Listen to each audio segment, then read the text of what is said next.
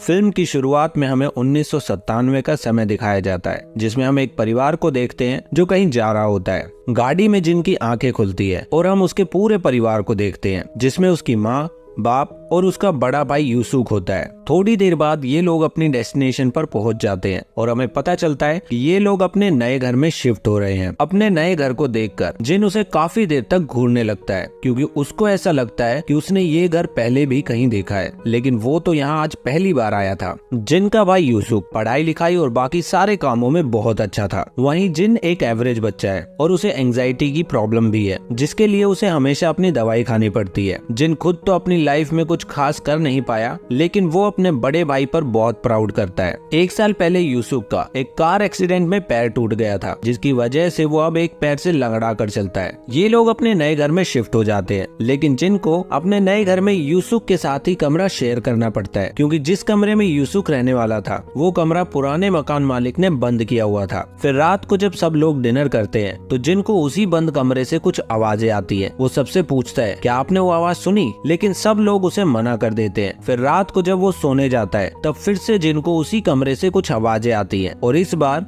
जिन खुद उस कमरे की तरफ जाने लगता है, लेकिन तभी उसका बड़ा भाई यूसुफ वहाँ आ जाता है और जिन को उस कमरे में जाने से रोक देता है। फिर वो दोनों घर से बाहर टहलने जाते हैं। बाहर एक छोटी सी पहाड़ी से पूरा शहर दिखाई दे रहा होता है और दोनों भाई उस नजारे को देखकर एंजॉय करते हैं। लेकिन तभी यूसुफ को एक कॉल आता है और वो जिन को वहीं छोड़कर वहाँ से चला जाता है। वापस जाते हुए यूसुफ को कुछ लोग रास्ते में किडनैप करने की कोशिश करते हैं, लेकिन यूसुफ ऐसे ही उनके हाथ नहीं आता और उनसे लड़ने लगता है। इसी बीच जिन भी अपने भाई को देख लेता है और वो जल्दी से भागकर उसके पास जाता है, लेकिन जिन के वहाँ पहुँचने से पहले ही वो लोग यूसुफ को पकड़कर वहाँ से भाग जाते हैं। जिन बहुत घबरा जाता है और तुरंत अपने घर पहुंचकर अपने माँ बाप को इस बारे में बताता है और वहीं पर बेहोश होकर गिर जाता है। फिर जब जिन बेहोश होता है तो वो एक सपना देखता है जिसमें कोई उससे पूछताछ कर रहा होता है। फिर जब जिन की आंखें खुलती है तो वो अपने आसपास अपने माँ बाप को देखता है। अगली सुबह उनके घर 2 डिटेक्टिव आते हैं और जिन उनको पूरी घटना के बारे में बताता है और उन किडनैपर्स की कार का नंबर भी बताता है। वो डिटेक्टिव जिन को बताते हैं कि इस नंबर की तो कोई कार रजिस्टर ही नहीं है। फिर वो डिटेक्टिव उनके फोन को ट्रेस करते हैं, लेकिन काफी दिन बीत जाने के बाद भी उनके पास कोई किडनैपर का कोई कॉल नहीं आता। फिर एक दिन जिनको उस कमरे से फिर से कोई आवाज आती है, लेकिन वो इस बार उस पर ध्यान नहीं देता और सो जाता है। सोने के बाद उसको फिर से वही सपना आता है जिसमें कोई उससे पूछताछ कर रहा होता है। फिर अचानक से 19वें दिन यूसुफ अपने घर वापस आ जाता है, जिसे देखकर जिन बहुत खुश होता है। वो लोग यूसुफ का चेकअप करवाते हैं, क्योंकि यूसुफ को पिछले 19 दिनों की कोई घटना याद नहीं होती। डॉक्टर कहता है कि यूसुफ को एक भूलने की बीमारी हुई है, जिसमें इंसान अपने कुछ दिनों की मेमोरीज भूल जाता है। इसके बाद जब यूसुफ और जिन सो जाते हैं तो जिन की अचानक से आंख खुलती है और वो अपने बगल में देखता है कि यूसुफ अपने बिस्तर पर नहीं होता। फिर अगले दिन ब्रेकफास्ट करते हुए जिन यूसुफ से पूछता है कि कल रात तुम कहाँ गए थे? तो यूसुफ कहता है, मैं तो पूरी रात सो रहा था, हो सकता है तुमने कोई सपना देखा हो। और ये कहकर यूसुफ बाहर जाने लगता है। तभी जिन नोटिस करता है कि यूसुफ लेफ्ट से नहीं बल्कि राइट पैर से लंगड़ा कर चल रहा है। फिर उसी रात जिन पढ़ाई करते हुए स्टडी टेबल पर ही सो जाता है। जिनको सोता देख यूसुफ आज रात फिर से बाहर जाने लगता है, लेकिन बाहर जाने से पहले वो चेक करता है कि जिन सच में सोया है या नहीं। वो जिन की आंखों के सामने पेंसिल की लेड को बाहर निकालता है और तब तक नहीं रुकता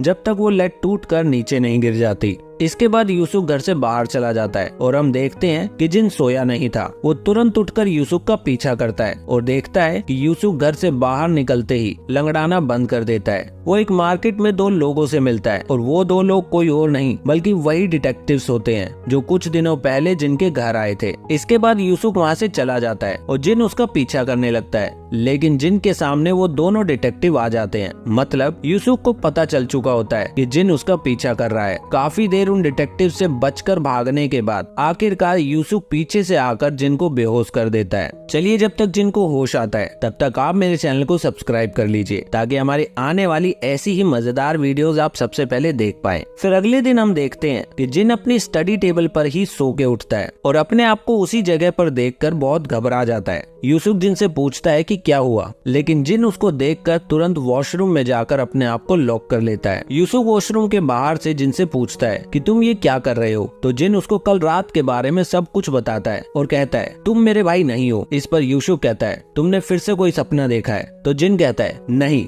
मैंने कोई सपना नहीं देखा, कल रात जो कुछ भी हुआ वो सब कुछ सच था। फिर कुछ देर बाद जिन को लगता है कि यूसुफ वहाँ से चला गया है, तो वो अपने हाथ में एक रोड लेकर धीरे धीरे वॉशरूम से बाहर आता है। लेकिन उसके बाहर आते ही यूसुफ उसको पकड़ लेता है और कहता है, तुम जो कुछ भी बोल रहे हो, कल रात वैसा कुछ नहीं हुआ, ये सब तुम्हारा वहम है। तुम मुझे ये बताओ कि तुमने कल अपनी दवाई खाई थी। ये सुनकर जिन एकदम शांत हो जाता है, क्योंकि उसे याद आता है कि कल वो अपनी दवाई खानी भूल गया था। इसके बाद यूसुफ जिन को अपनी दवाई देता है और बाहर चला जाता है। जिन अपनी स्टडी टेबल पर पढ़ाई करने बैठ जाता है, लेकिन तभी वो देखता है कि उसकी टेबल पर वो पेंसिल की टूटी हुई लेड अभी भी पड़ी है, जिसे देखकर वो समझ जाता है कि यूसुफ उससे झूठ बोल रहा है। जिन अपनी माँ को इन सब बातों के बारे में बताता है और उसकी माँ कहती है कि वो जिन के पापा से इन सब के बारे में बात करेगी। फिर उसी रात जिन की माँ फोन पर यूसुफ से बात करती है और उसे बताती है कि जिन को उसके बारे में सब कुछ पता चल गया है। वहीं जिन कमरे के बाहर खड़ा होकर ये सब बातें सुन लेता है और वो समझ जाता है कि ये उसका परिवार नहीं है, वो सब लोग मिले हुए हैं। जिन जल्दी से अपने कमरे में जाता है और खिड़की से कूद कर भागने की कोशिश करता है। इतनी ऊपर से कूदने की वजह से उसके पैर में भी चोट लग जाती है। वो जैसे ही अपने घर के बाहर आता है तो उसके सामने उसके पिता खड़े होते हैं और पीछे से उसकी नकली माँ भी बाहर आ जाती है। जिनके पिता उसको प्यार से समझा कर वापस घर के अंदर जाने को बोलते हैं, लेकिन जिन उनको धक्का देकर वहाँ से भाग जाता है। जिनकी माँ उसको पकड़ने के लिए एक आदमी को उसके पीछे भेजती है, लेकिन जिन किसी तरह भागते हुए पुलिस की गाड़ी के सामने आ जाता है और पुलिस वालों के साथ पुलिस स्टेशन पहुँच जाता है। फिर जिन पुलिस में सब कुछ बताता है और पुलिस जिन की डिटेल्स निकालती है और उसे बताती है कि उनके रिकॉर्ड के हिसाब से जिन का जन्म 1977 में हुआ था और अभी वो 41 साल का है। ये सुनकर जिन बहुत हैरान होता है और पुलिस वालों को बताता है कि वो 21 साल का है, 41 का नहीं। तो पुलिस वाले उसकी बातें सुनकर उससे पूछते हैं कि चलो तुम ये बताओ कि क्या तुम्हें पता है कि अभी कौन सा साल है। तो जिन कहता है ये 1997 है। तो पुलिस वाला उसे बताता है कि ये 1997 नहीं बल्कि 2017 है। ये सुनकर जिन को कुछ समझ नहीं आता कि उसके साथ क्या हो रहा है। वो अपने चारों तरफ देखता है और फिर शीशे में खुद को देखता है तो उसको समझ आता है कि वो सच में 41 साल का है। ये सब जानने के बाद सच्चाई का पता लगाने के लिए वो वापस से अपने घर आ जाता है। घर में आकर वो देखता है कि वो छोटा कमरा जहाँ से उसको आवाज आती थी वो खुला हुआ है। वो उस कमरे में जाता है और देखता है कि वहाँ पर एक डॉल पड़ी होती है, जैसे किसी ने उसका मर्डर कर दिया हो। तभी उस कमरे में जिनका नकली परिवार आता है और यूसुफ जिनको सब कुछ सच सच बताता है कि आज से 20 साल पहले इस कमरे में एक माँ और उसकी छोटी सी बेटी की हत्या हुई थी। पुलिस ने उस हत्यारे को पकड़ने की कोशिश करी, लेकिन कई सालों तक इन्वेस्टिगेट करने के बाद भी कुछ सबूत नहीं मिला और ये मामला ठंडा पड़ गया। फिर पीड़ितों के परिवार ने उनके हत्यारे को ढूंढने का काम यूसुफ को दिया और यूसुफ ने इन्वेस्टिगेट करके पता लगा लिया कि उनका हत्यारा जिन था।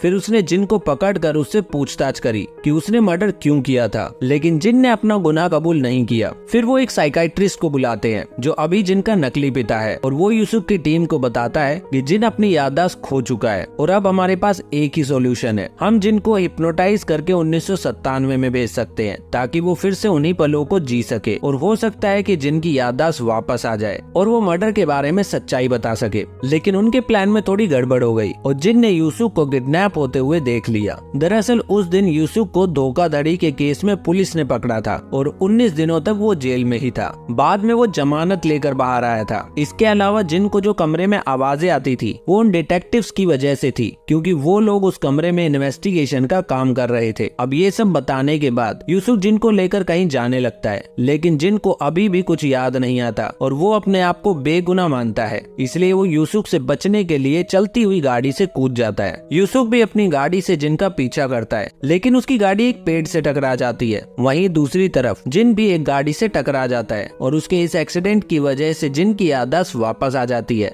इसके बाद हम एक फ्लैशबैक देखते हैं जिसमें जिन अपनी पूरी फैमिली के साथ कार में कहीं जा रहा होता है और तभी उनकी कार का एक्सीडेंट हो जाता है, जिसमें वो अपने माँ बाप को खो देता है और बड़ा भाई बुरी तरह जख्मी होकर हॉस्पिटल में अपनी आखिरी सांसें गिन रहा होता है। अपने भाई की जान बचाने के लिए जिनको बहुत सारे पैसों की जरूरत होती है, जिसके लिए वो ऑनलाइन जॉब सर्च करता है और वहीं उसको एक अनजान आदमी मैसेज करता है कि अगर वो उसके कहने पर किसी की पत्नी का मर्डर कर देगा तो वो उसे मुंह मांगी कीमत देगा। लेकिन जिन को उस घर में मौजूद 2 बच्चों को कुछ नहीं करना। जिन पैसों के लिए ये काम करने के लिए मान जाता है और जब वो उस घर में पहुंचता है तो उसकी अंतरात्मा उसको ये काम करने से मना करती है और वो वहाँ से जाने लगता है। लेकिन तभी वो दोनों माँ बेटी जिन को देख लेती है और उसको चिल्लाने लगती है। ये सब देखकर जिन घबरा जाता है और हड़बड़ाहट में वो उन दोनों माँ बेटी को मार देता है। वहीं एक छोटा सा बच्चा भी साइड में खड़ा होकर जिन को देख रहा होता है। जिन उस बच्चे को अपने कमरे में जाने के लिए कहता है और वहाँ से जाने लगता है। तभी उसकी नजर एक फोटो पे पड़ती है और उसको समझ आता है कि ये परिवार उसी डॉक्टर का है जो उसके भाई का इलाज कर रहा है। इसके बाद जिन उस अनजान आदमी से मिलने जाता है जिसने उसको वो काम दिया था, लेकिन वो आदमी कोई और नहीं बल्कि वही डॉक्टर होता है। जिन उस डॉक्टर से पूछता है कि तुम अपनी ही बीवी को क्यों मारना चाहते थे।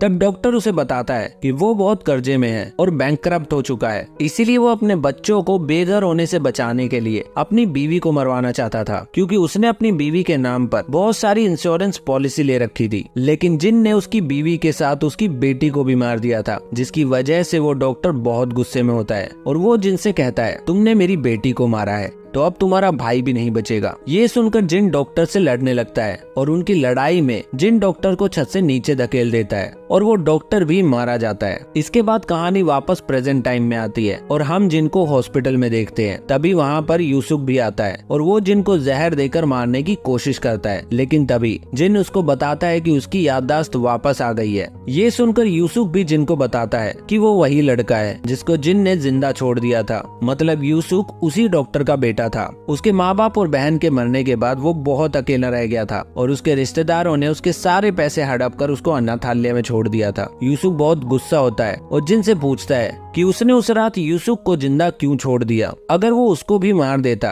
तो उसको ये दिन नहीं देखना पड़ता। फिर यूसुफ जिन से पूछता है कि उसकी माँ के मर्डर की प्लानिंग उसके बाप ने ही की थी ना, लेकिन जिन उसको सच्चाई नहीं बताता और मर्डर की पूरी जिम्मेदारी अपने ऊपर ले लेता है। लेकिन यूसुफ उसकी बात पर भरोसा नहीं करता और वहाँ से चला जाता है। यूसुफ के जाने के बाद जिन को अपनी गलती का एहसास होता है और वो उस जहरीले इंजेक्शन को लगाकर खुद की जान ले लेता है। वहीं यूसुफ को भी अपने परिवार के हत्यारे के बारे में पता चल चुका था, इसलिए वो भी हॉस्पिटल की खिड़की से कूदकर मर जाता है। और इसी के साथ हमारी ये फिल्म यहीं पर खत्म हो जाती है। आपको मेरी एक्सप्लेनेशन कैसी लगी कमेंट करके जरूर बताना और फिल्म पसंद आई हो तो वीडियो को लाइक करके जरूर जाना।